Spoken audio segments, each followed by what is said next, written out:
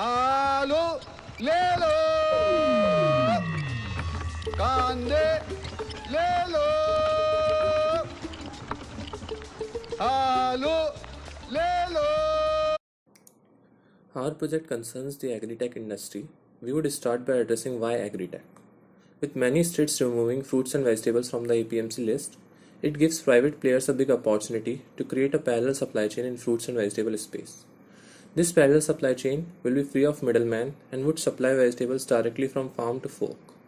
We also plan to work towards this endeavor. Our team currently is working to build a parallel supply chain in the city of Ahmedabad. Our aim is to procure vegetables from farm and supply it directly to the retail vendors in Ahmedabad. We have considered retail vendors to be our target segment rather than the end consumers. This is in keeping in mind the problems which multiple businesses are facing in B2C segment. We believe that B2C has become more of a discount game, and the company offering higher discount on any day gets to sell its products on that particular day. Moreover, unit dynamics in agribusiness cannot support last mile costs if we try to supply directly to the consumers. What is our value proposition to retail vendors? As of today, most of the vendors purchase their supplies from retail mandis operating in the city. These mandis get their supplies from wholesale APMC, thus they charge a premium ranging from INR 5 to INR 20 over the wholesale price. Our proposition to vendors is supply of vegetables at their doorstep and at better prices than these retail mandis. Where are we giving value for ourselves? As of now, we procure maximum of the vegetables from wholesale mandi and some from the retail mandi, depending on the unit volume of each vegetable.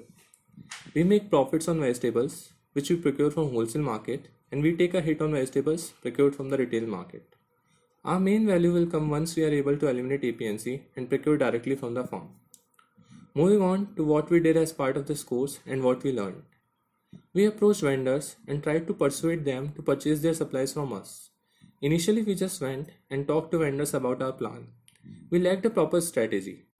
And although looking back, we realized that our approach was wrong, we were able to convince 6 vendors to give orders to us on a future date. Shortcomings of our approach were revealed once we went to take orders from these vendors. Almost all of them backed out, giving one or other excuse, except one who gave us an order of 12 kg. A team meeting and some deliberation helped us realize we need to approach the vendors differently. Then we approached them with a price list of the day and a promotional discount scheme. This seemed to work, and within a week we started operations again, this time with orders totaling 330 kg. Since then, we have continued operations for a month and we have made significant changes in our model. So, what a normal day looks like for us. Our day starts around 4. Yeah, this is the time at which we go to APMC.